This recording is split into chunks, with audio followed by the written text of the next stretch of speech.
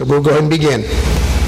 First off, I'd like to welcome everyone who came out here tonight to the Stewart County State Candidate Meet and Greet session that we're hosting here, sponsored by the American Legion Dover Post 72, the Department of Tennessee. The American Legion has been here in the United States of America since 1919. The Get Out the Vote campaign for the American Legion started in 1920. So it's been a pretty big, significant factor of having the American Legion support the Get Out the Vote campaign since 1920. Welcome to our candidates, and we had seats up here, but I think it's kind of nice that they want to sit with their family. By all means, do so. If I'm a little scratchy and I can't talk too fast or too loud, please raise your hand and let me know. I'd like to introduce our candidates right now. We have Mr., and I'll just go ahead and say their names, Mr. Mark E. Green, please raise your hand or stand so we know who you are. Lori L. Smith, it's kind of a roll call also. David L. Cutting, they are running for District 22 in the Senate. Mr. James F. Poe. Well, that's the representatives. Representatives, yes sir. Mr. Tim Wargu, Daniel Powell, and Mr. James Hart.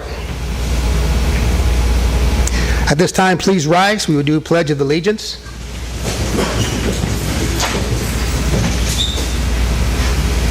I pledge allegiance to the flag of the United States of America and to the republic for which it stands, one nation, under God, indivisible, with liberty and justice for all. Remain standing for a prayer, please. Almighty God, from whom all blessings flow, we come seeking encouragement for these candidates that will be out in the communities. We ask for friendly dogs, cool weather, receptive people, safety of the journey, and no problems. We like our system of justice and representation, and we just ask that you be part of it and help these folks out. In your holy, precious name. Amen. Amen. Please be seated.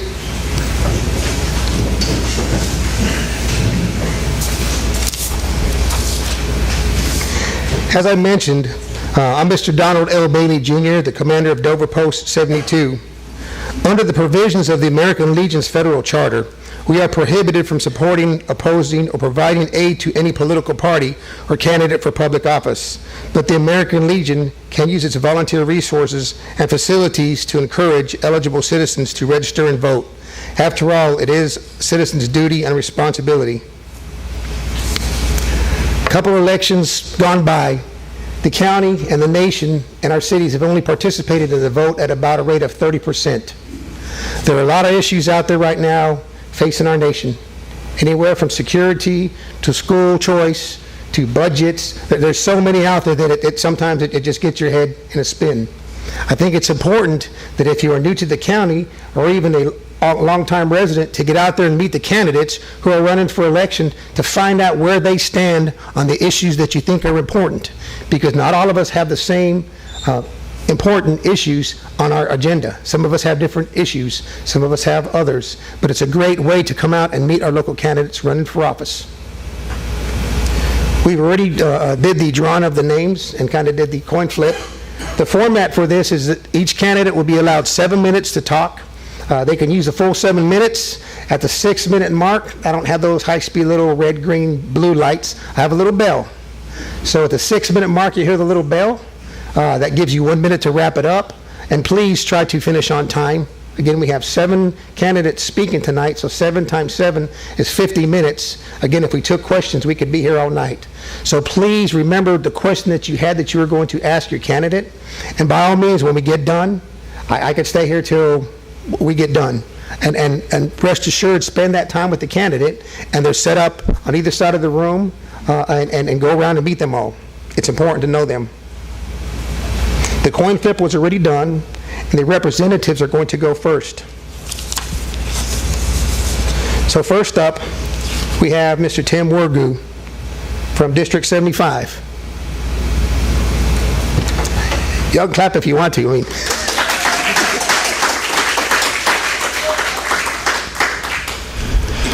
I don't know if you're clapping for me or clapping that we're getting started. That means we're only 49 minutes away from ending or whatever. But first of all, let me take a few seconds to thank you all for putting this together.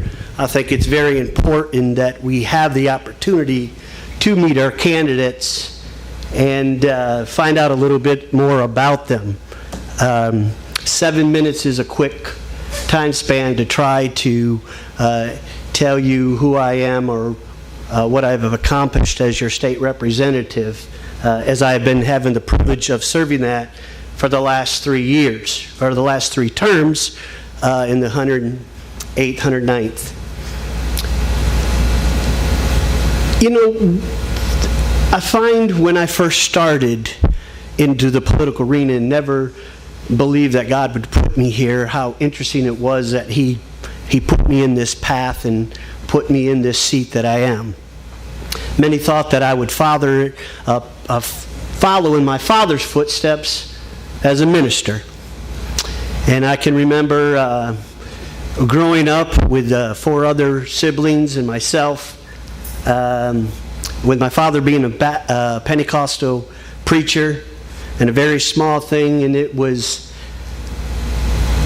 a rough, I want to say a rough life from the fact that we lived in what I felt was poverty. And I seen other friends that had things that I didn't have and that I wanted, and to do other things. And everybody said that I was going to follow my father's footsteps, because I had a passion and a desire to help others. But I remember many days praying, Lord, don't take me into the path of the ministry, because I don't feel that I want to live in a poverty level my whole life. Now that seems odd, that seems things, but that's what the thought process of as a young man was. But as I went on, as I grew up and I matured and I seen the things and I listened to my father and listened to the others and attended the church service and when this calling came upon my life, I realized that my desire to serve and to help others and to preach just doesn't have to be behind a pulpit. It can be from the legislative side of things. And we have many opportunities today to be able to reach out and find out more about our candidates, who they are, what they do, and we have different types of candidates. We have candidates that want to go out there and they have an ambition, they have a political agenda, they want to be someplace at the end of their career, and they'll go about it in different ways. They'll try to carry legislation that allows them to embolden themselves and feel strong and feel confident. And then we have candidates that their true heart is to be a statesman. And I'd like to think that that's the category that I fit into. I don't go around touting and say this is what I've done or this is what I've accomplished or I've got this done for you or that done for you, because the most of the things that we're able to accomplish, the most of the things that we're able to do is done through an effort. It's done through an effort by you coming and calling, visiting my office, me working for you, the leaders of the state going into their departments. Many think that, as I told the Commissioner of Education several weeks ago, as I sat in front of the Fiscal Review Committee, and I said, Commissioner, I said, here's the reality of things. The reality of things is we're out there on the front lines. Us state senators and state representatives, we're the one that the people are looking to and saying, why did you all do this? Why did you do this? Why did you have the debacle that you had in education? Or why did this happen? Or why did that happen? And the truth of the matter is, it's not our job to run those departments. Our job is to make laws.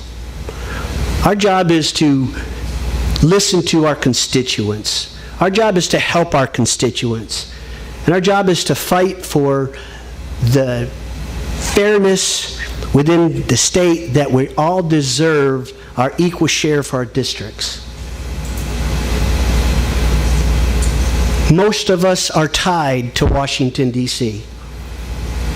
I'm here to tell you tonight, Tim Wergel's not running for a seat in Washington, D.C. He's here tonight to fight for his seat and to have the tremendous pleasure to go back to the state of Nashville and do the state's work. There's many issues that are facing our state. And I can say thank goodness that I'm not running for a seat in Washington, because Washington has lost its way. In Washington, you have two systems, a Republican system and a Democratic system, and it's a constant struggle and a constant battle for the power. And people don't come together and they don't work like they used to. That doesn't happen in Nashville, Tennessee.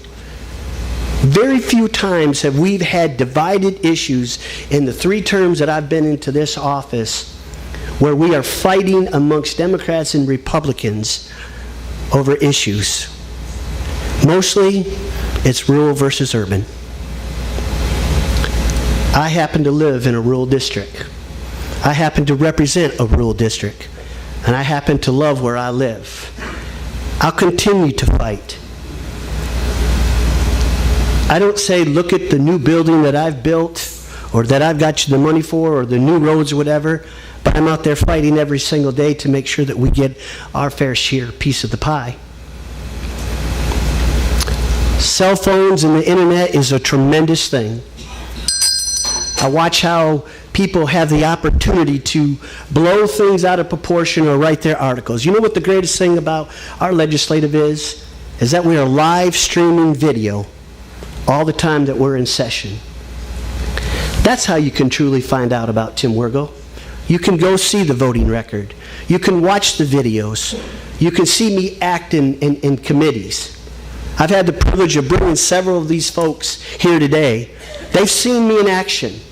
People say that I'm a rubber stamper. I think some of the very folks in this room got to see that this last session. That's not the truth. We stood up for a group to fight. We pushed back.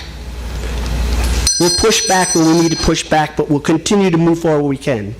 I appreciate your vote. I appreciate the time that you've allowed me here this evening, and most importantly, I appreciate the fact that you've given me the opportunity to serve as your state representative, and would love the opportunity to go back once again. Thank you.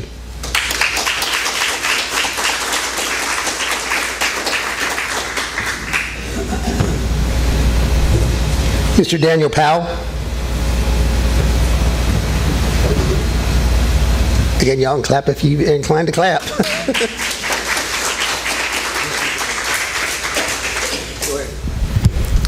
Thank you. Can everyone hear me all right? Well, I am Daniel Powell, and I am running as the only Democratic candidate for state representative in the 75th District. And I am one of the few people that I've run into that I've met throughout this entire district that is proud to say he's a Democrat running for this office. Y'all looking at me and you may think, man, he looks awful young to be doing this. And honestly, I was instilled at a young age to enjoy politics. My grandfather always said, it doesn't matter what you vote for as long as you're active and get out there and do something about the issues that need to be taken care of. I am born and raised in Henry County, the son of 2 laborers, grandson of farmers. So hard work, rolling up my sleeves, and getting out and getting the job done is not something that I'm afraid of. Graduated from high school, was the first person in my family to go to college and graduate. Graduated in 2012, University of Tennessee at Martin, and started work as a sheriff's deputy. And I've been there since 2012, and I still love my job every day. Being a sheriff's deputy, you're a public service worker. You work for the public. It doesn't matter when I'm at work, whether you're Democrat, Republican, Independent. You come through the doors, I'm going to work with you. I'm going to help folks in their worst need of time, and some folks, it's the best time of their life when they're coming to jail. It helps them turn their life around.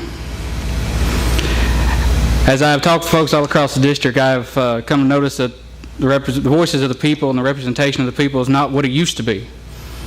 And I agree with that. And it's not just our local, state level, it's at our national level too. But we can't fix the national level until we start at the state. You've got to work on the body before you get to the head. If you start at the head, you cut off the body, nothing will ever survive. As I've gone around this district, and I've been from one end to the other, and we have a great district here in the 75th District. Benton, Henry, and Stewart counties have some amazing country to see and amazing people that I've talked with. Been receptive, been open, have voiced their issues that they want to see accomplished in Nashville. Things that they want to know why certain things have went this way, why our public education system is not what it used to be, why our public infrastructure, our roadways, phone systems, internet systems, all of those issues, they brought them up to me. And I tell them, I look into it, we research the best ability that we can. And I envy the folks in Nashville for the work that they have to do, and sometimes I pity them on the things that they have to deal with. I know there are some issues that get brought up by certain representatives that waste the time. And I'm hoping that if I can get elected, that we can go up there and maybe put a stop to some of the time wasted up there and money spent in areas where it doesn't need to be, and put it back into helping the people of our district.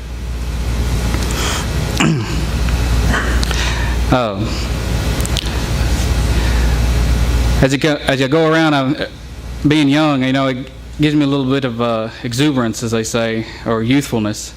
But I still have a lot of first-hand experience into everything that I've seen. Being in law enforcement, as you can tell in the national media, law enforcement is not a fun job to be in, especially right now. It's one of the jobs where you have to love your job and go in every day. Work with the people, still represent the people. No matter how things may go, you still have to be there for them. And if I could be elected to your state representative for the 75th District, I will still be there for the people. I've already told folks, I said, well, can we get your phone number so we can call you? I got up yesterday morning and had 6 voicemails, just people wanting to ask questions, wanting to know about things. And I wasn't afraid to call them all back, get the information that they needed, help them out the best that I could. And that's part of being a representative. You represent everybody from the entire district, no matter what the questions they have. I've been out in the folks' homes talking with them. They have Trump signs in their yard. I still talk to them anyway, just to get a feel, see how they're going. Because everyone across this country is tired of the political game itself. So if you can get somebody who's going to vote for Trump for president to lean toward your way, after about a 30-minute talk, it's been a good day, in my opinion, on that part. But I'm not going to take a whole lot more time up here. If anyone has any questions, I would be more than happy to answer them and talk with anyone anymore. But I would definitely appreciate your support and appreciate your vote come November when you go to the ballot, go to the voting polls, when you mark that ballot. Just remember, you need someone to work for the people. Public service work and experience, it's not going to change with me. Even if I get elected, I'll still be working as a sheriff's deputy. I've already talked with the boss about keeping my job as well for when I'm out of session, because I still enjoy my job that much. And I want to spread that on and continue on enjoying working for the people. Thank you.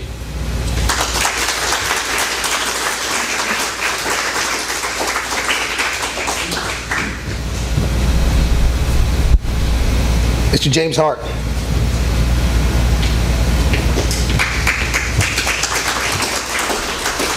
If I win the election, I'll bring our boys home from Iraq, our job back from China, and send the Mexicans back to Mexico. Why did the Democrat Republicans tell you they sent your boys to Afghanistan? Because they claim people from Afghanistan came here, crashed planes from the Twin Towers, and caused them to collapse. Paul Wellstone's question is, who caused World Trade Tower 7? A 47-story steel frame craft that fell 8 hours after the Twin Towers collapsed.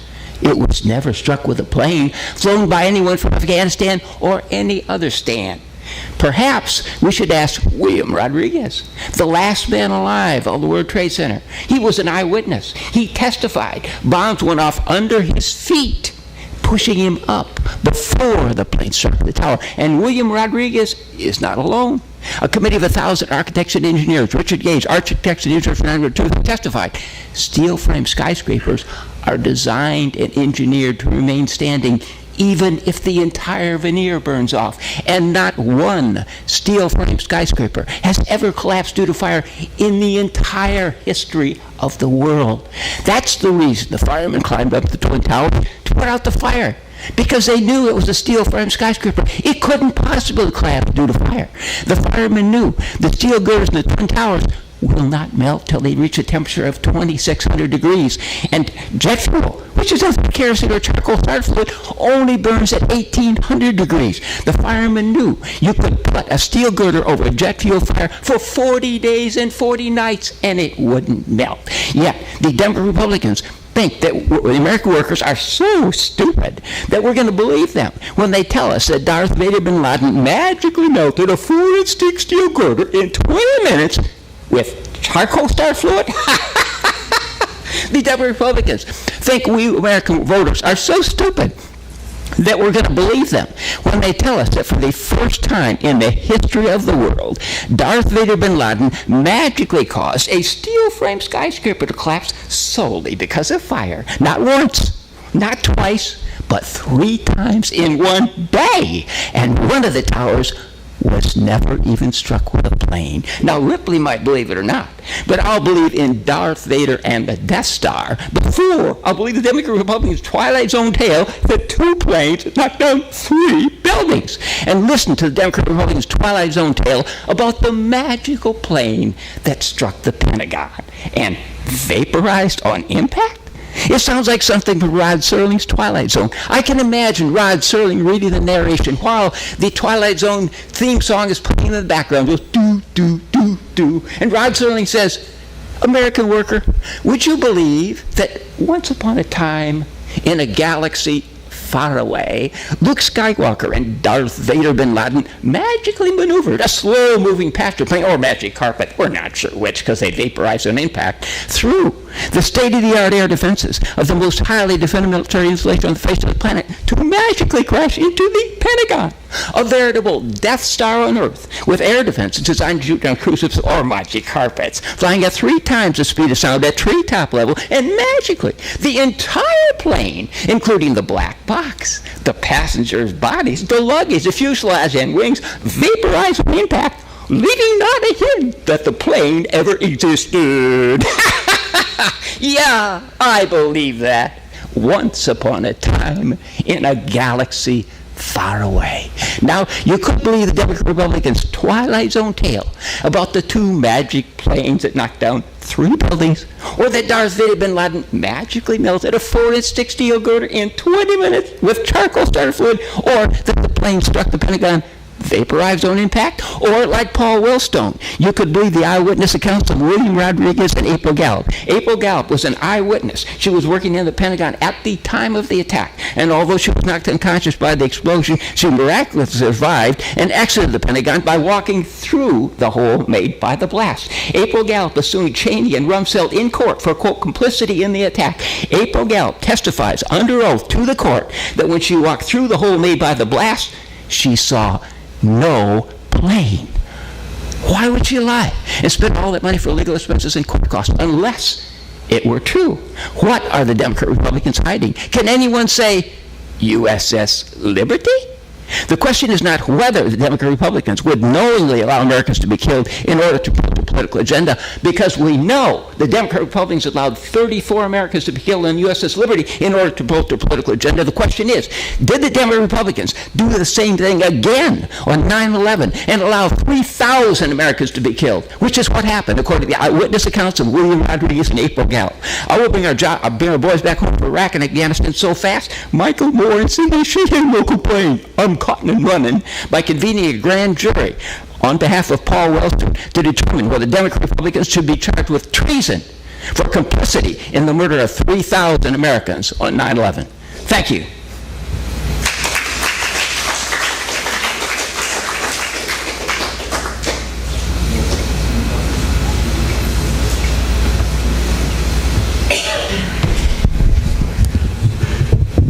All right, we're going with Mr. David L. Cutting.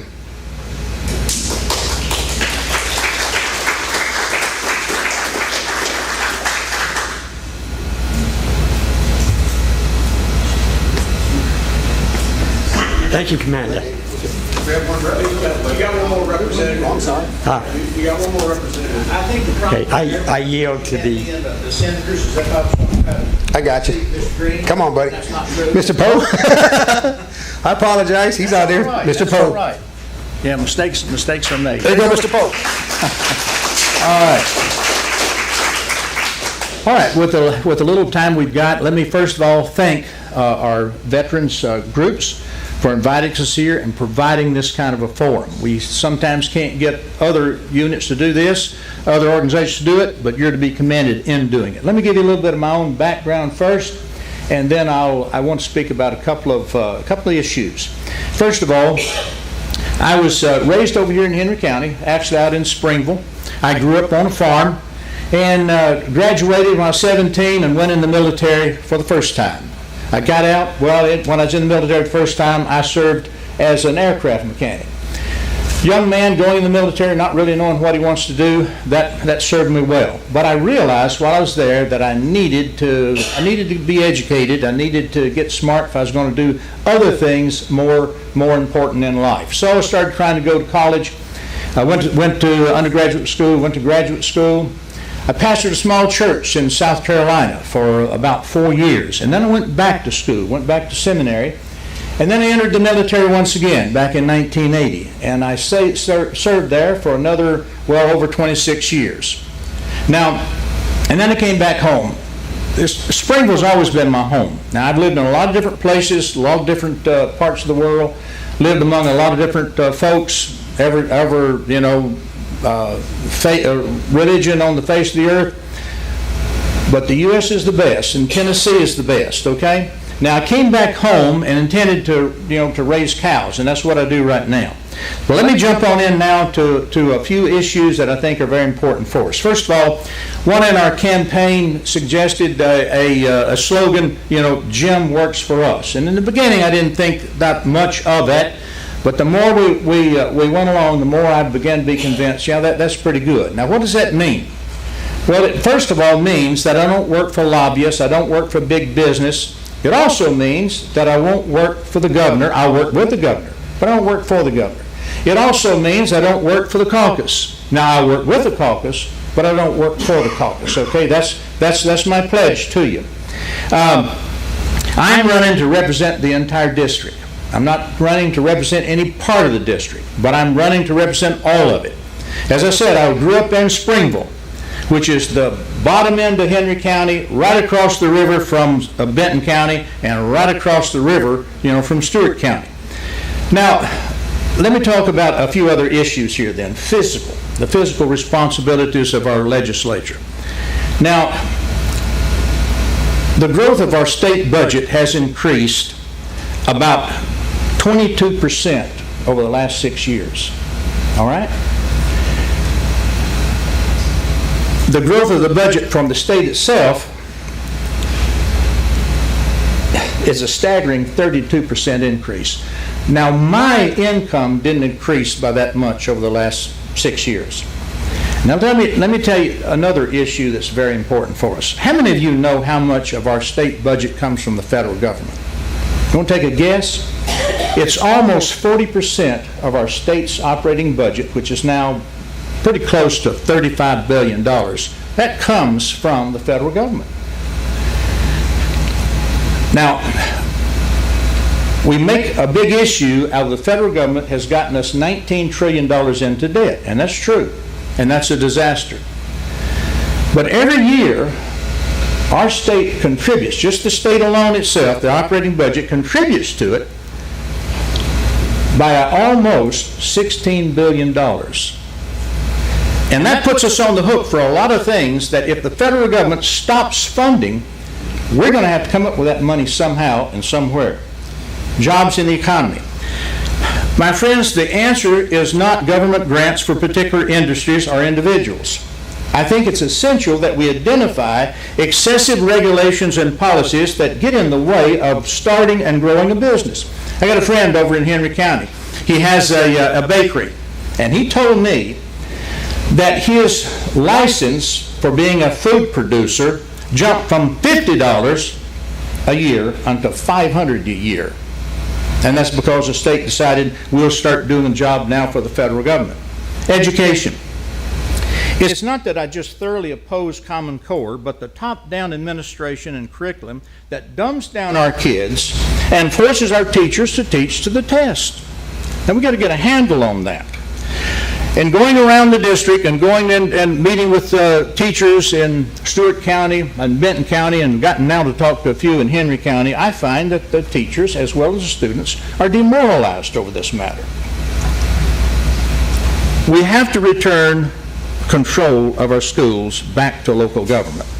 The escalating education and welfare costs, the health threat brought on by illegal aliens, and the thousands of refugees that are dumped on our state per year are good examples for why the 10th Amendment is still very vital for our government.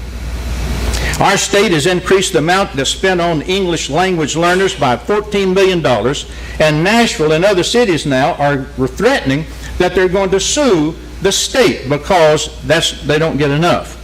Now that's just going to take more money out of our state education budget. Let me try to wind up with this quote. When Chief Justice John Roberts, he agreed that Obamacare was constitutional, he made this comment because a lot of people opposed it. He says the states are independent sovereign entities and sometimes they need to act like it. That is, if you don't like it, then opt out of it. Then say we're not going to go along with it. Look, folks, the failure of our federal government, the insanity of our federal government is no excuse for our states to become inactive.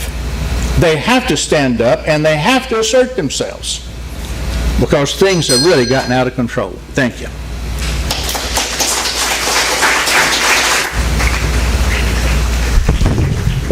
Thanks for keeping me on track, Mr. Poe. Now we're good to go. Now, Mr. David L. Cutting.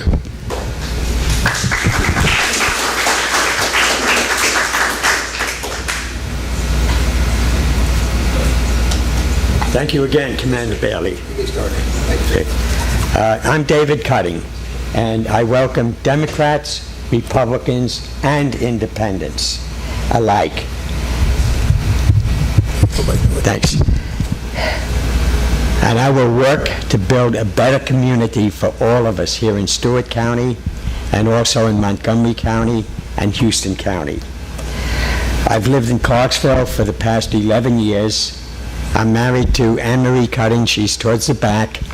I have 8 children. My youngest 2 are here, Kiara Cutting and Lorraine Cutting. Lorraine Cutting knows Ryan Smith. They've been to each other's birthday parties. Mrs. Smith is nodding her head. Okay? But my wife, Anne Marie Cutting, is a social worker. She's a member of the TSEA. She's a union member. And I think I mentioned already, I have 8 children and 8 grandchildren. Okay? My background is in architecture. I studied architecture at Pratt Institute. I went to work at the Brooklyn Navy Yard as a student trainee in architectural engineering as I worked my way through college. I stayed in engineering for 20 years, architecture and engineering. Then I went into business. I opened and operated a small commercial printing business, which I ran for 20 years.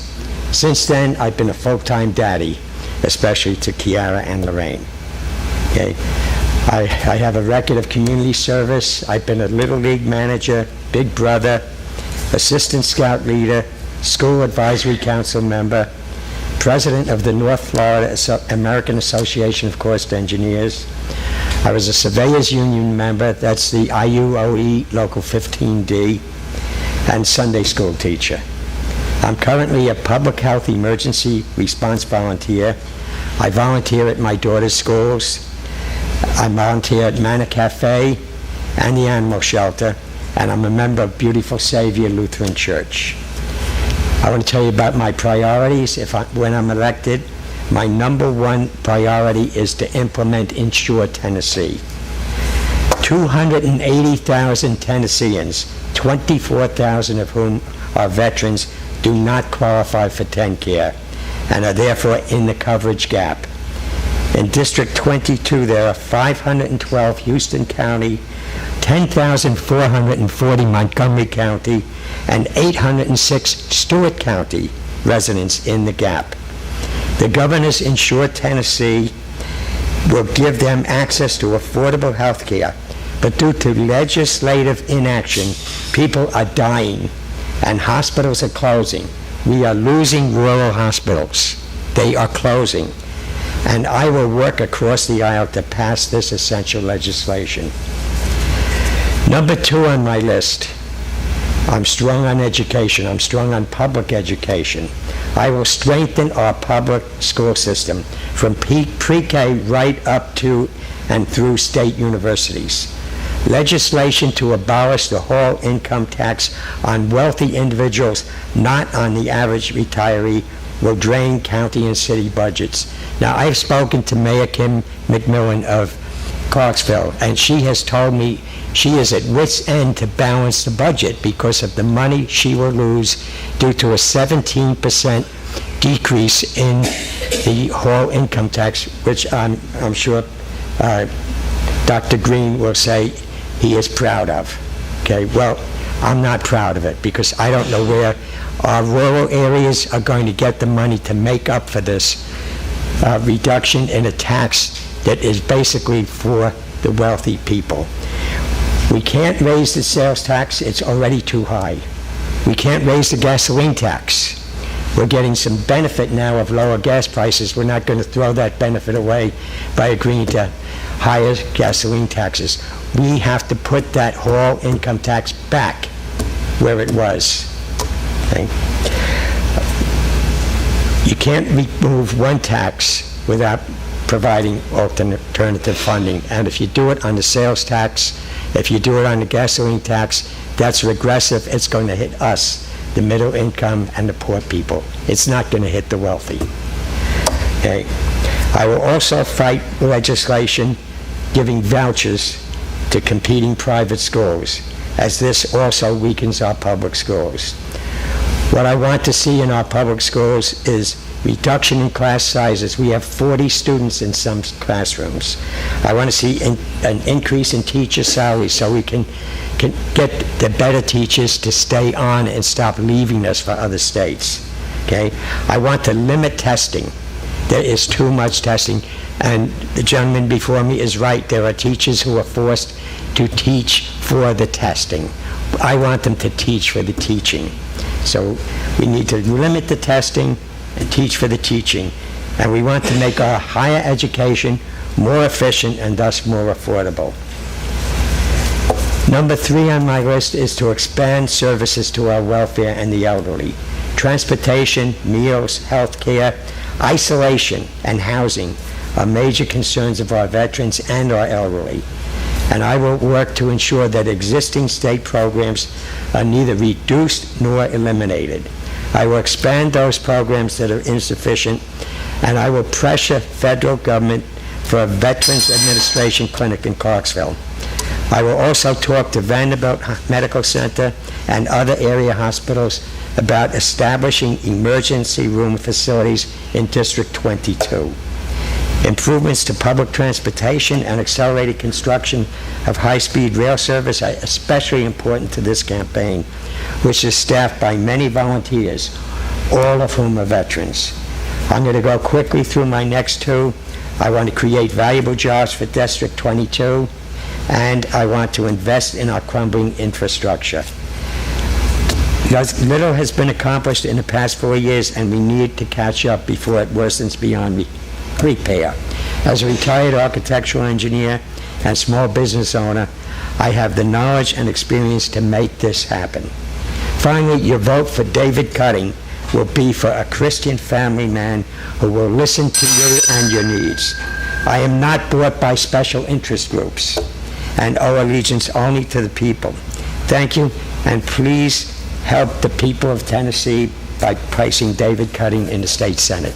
Thank you all very much.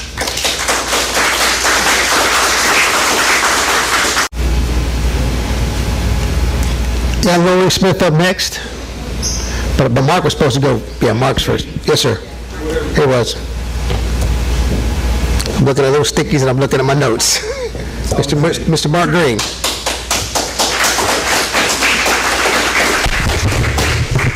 Well, it's great to be back here with you guys. Excited to be in Stewart County. It always reminds me of home, the small town I grew up in. And, I did grow up in a very small town, dirt road. I'm what they call a dirt road Republican. My first job was cleaning pig pens. At about 13, I would get in the pen, put the slicker suit on, and clean that methane stuff going out into the catch pen. My mom told me, son, you're going somewhere in life because there's nowhere else to go but up. And she was right. I went into the Army. I went to West Point, got a degree in economics, served in our infantry in the U.S. Army Infantry. I was a Ranger, and then went to medical school, served as a special operator in the Night Stalkers out here, and had a great experience. And so with that, I've got to thank a fellow Night Stalker and you guys here at the American Legion for putting this on. It's pretty special. Thank you for doing it. I've enjoyed being your state senator for 4 years. It's been a lot of fun. And in fact, we've done some pretty historic stuff. In terms of veterans, I have won the Pro Veteran Legislator Award from the Department of Defense every year I've been in office. And I brought to it a perspective of a guy who went to combat himself, who said goodbye to his children and went to war, with bills like a car tag that allows proceeds to go to PTSD counseling for our soldiers, and allowing a soldier to turn in his military license and get a CDL from the state without having to prove his capability. If you can drive in Baghdad an 18-wheeler, you're probably okay to drive one in Nashville. And we got that taken care of. And soldiers are staying here and getting jobs in Tennessee. And speaking of jobs, we've done some amazing work there in terms of cutting regulation. I passed a bill this year. I called it the Right to Earn a Living Act. In Tennessee right now, you have to have 300 hours of training to shampoo hair. That makes no sense. It's a regulatory barrier to somebody getting a job. And we're throwing that stuff away. And I've written a bill that requires the Government Ops Committee to look at every single licensure in the state and make sure it makes sense. And when it doesn't, we're going to get rid of it. I also wrote a bill that required 100% of people on unemployment to be audited. We can do that now with our computer software, and it costs no money to the state, but it'll decrease fraud in unemployment and save our businesses the cost to the fund. And those kinds of innovative ideas come from the fact that I've been a businessman. I started a company in Clarksville, and that company is now in 8 states. We've got 700-800 employees, and God has blessed it. And from that, we started a foundation. We run a free healthcare clinic in Clarksville and in Memphis, and we're starting one in Nashville. Something else on jobs. I just recently today, the National Federation of Independent Businesses, small businesses, came and awarded me the Guardian of Small Business Award. I received that today at 10 o'clock at the Foundry in Clarksville. In terms of roads, we've got to continue to push infrastructure development. Of course, we've brought about $3 million in safety projects to our district. We worked a little bit on the intersection down here. We've got to continue to do that. Of course, we've gone to TDOT and had them now do a study on that intersection. We're going to have to wind up re-engineering it. But to continue to push more road dollars to the district, one of the bills I signed this year brings 3 times as much money to the county, to Stewart County in terms of its roads, because we've got to invest in infrastructure to get the businesses to come here. I'm also very strong on the 10th Amendment. I'm the senator who went and got 26 other senators to join us and tell the governor, sue Barack Obama over this bathroom issue. And after we put the pressure on him, the governor decided to sue and join the lawsuit. When it comes to Syrian refugees, we cannot vet the Syrian refugees. ISIS owns the passport facility, and so I've stood up and told the governor, we cannot allow them to come here until we are certain, 100%, that they are coming from a non-terrorist country and that they have no terrorist ties. And lastly, I do want to talk about taxes, because taxes cripple investment, and they cripple government, and they cripple jobs. And the Hall tax was a tax on our seniors. You can let people tell you that it was a tax on the rich, but 57% of the people who paid it made less than $70,000 a year. That's not rich. Most of the people who paid the Hall income tax were seniors who had saved all of their lives. And now when they're in their retirement years, they have to pay 6% of it to the government. That is wrong. So I went to Nashville and I told you I would get rid of that Hall tax. And this year, I am happy to report that we passed legislation that killed the Hall income tax, and it will go away. And this notion that it's taking money from the communities is a little bit flawed in its economics. What the state would do to Clarksville, as was cited earlier, we would take $2 million out of the community and then give them $700,000 back. Well, now we're not taking any money out of Clarksville. They get to keep all $2 million.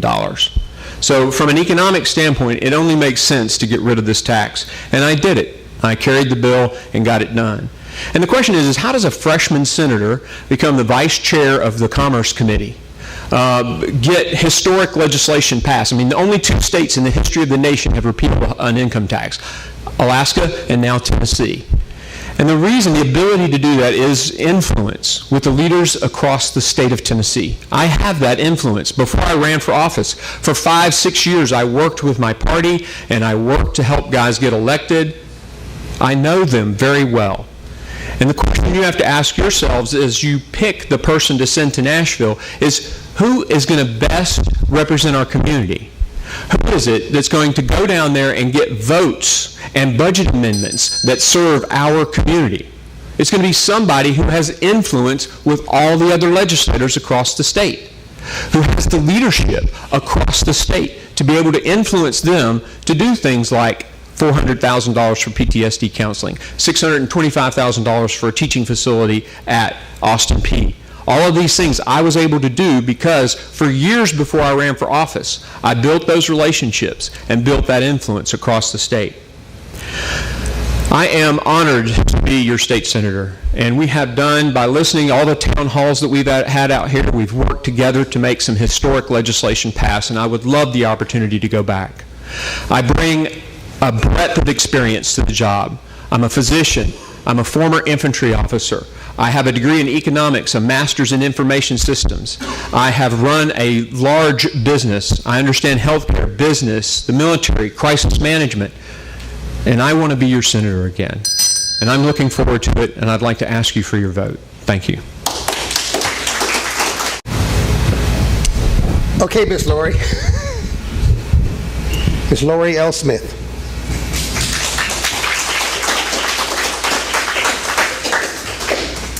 Thank you, Mr. Bailey, and to the American Legion, and thank you to all of you for investing your evening to come and learn more about all the candidates. I sincerely appreciate your being here.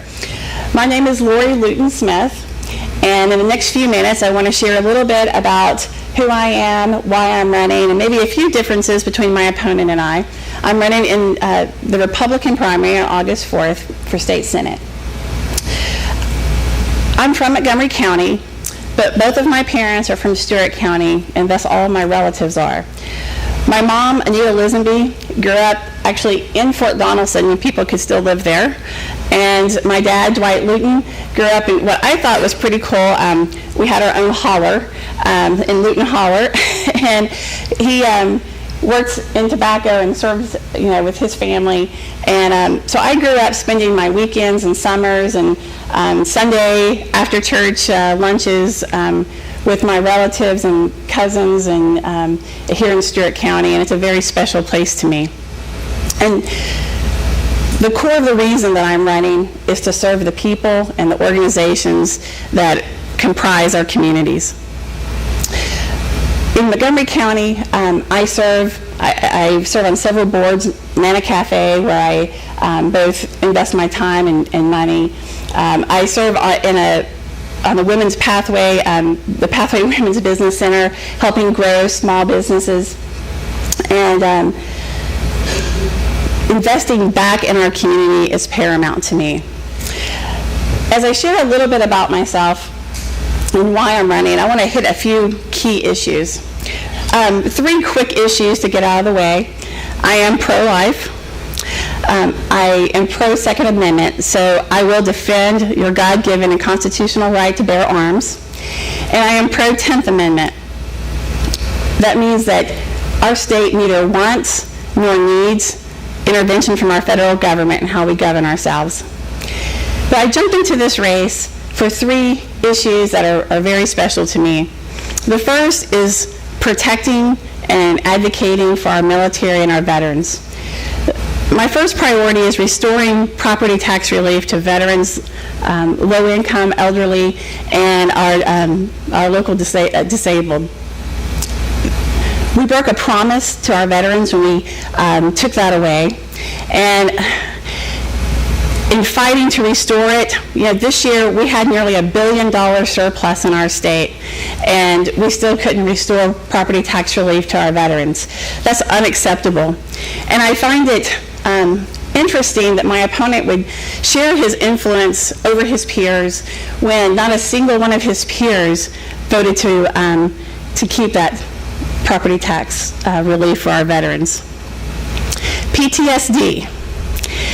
I have a master's degree in marriage and family therapy, and I know a lot of people in the mental health community, and it's great to raise money to help fund PTSD counseling, but we have a greater issue. We have a mental health professional shortage, and there are barriers to entry that keep us from having enough professionals to serve our veterans. And there are a few little things that we can do at the state level to help encourage and provide better access to mental health professionals for our veterans. A second reason I jumped in this race is education. And what I want you to know about me with education is that this isn't a politician. I've already proven and invested in education.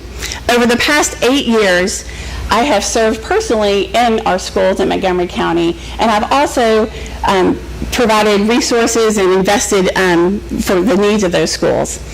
I'm a small business owner, and my small business is a partner in education with 2 schools. Next year will be 3 schools, where we help fund things like sending boys and girls to Boys State and Girls State, and we help fund teacher luncheons and getting books in the schools, because those things matter. I also serve on the Education Foundation Board of Directors, which serves to raise money for teachers and students. Last fall, I was in charge of a fundraising event that raised over $40,000 that goes directly back to the classrooms, because I know our teachers need that support, and our students need those resources. Education is at a critical juncture in our state. This year was a complete debacle. The testing, we're over-testing. This year the test didn't align to our standards. We need state standards. We need to, if we're going to test on a standardized test, the test has to align with our standards so that it gives teachers and students a fair chance to perform. Students who need accommodations on tests should be able, or receive accommodations in the classroom should be able to receive accommodations on that test, because that gives their teacher an equitable and the student an equitable opportunity to perform. I've already invested in education, and the past 8 months I have spent lobbying, advocating at the state level for students with reading disabilities. And we passed legislation that takes effect and is law on July 1 to help those students. The last reason that I jumped into this race is small business. I'm a small business owner, and as a small business owner, it's difficult to operate in our state, and there are some things that we can do to alleviate the burdens and the regulations that make it difficult. Owning and serving in our community, we want our small businesses to serve, but we make it very difficult. And some things that we've done is invested back in our employees, providing health care and incentives to them. And there's some ways the state can help with that. In closing, again, I'm here to serve you, to be accessible and responsive. You have my cell phone, you have my email. We haven't had that in our leadership. And the current incumbent has further aspirations to run for governor, and that's going to leave us with a hole. And I want to be here to serve you for the next 4 years and to serve our community. I appreciate your vote. Thank you.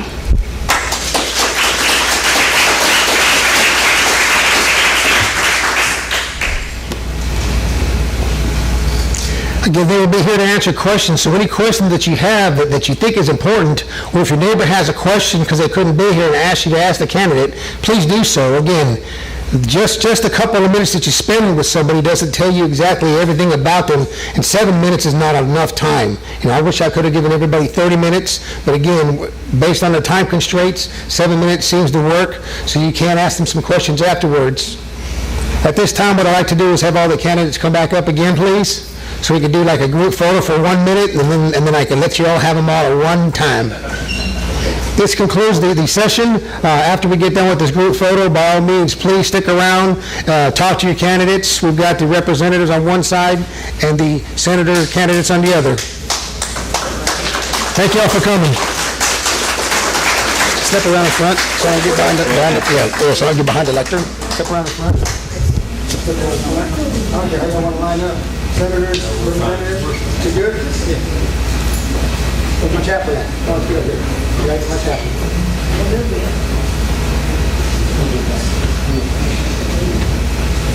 So we're looking to the center.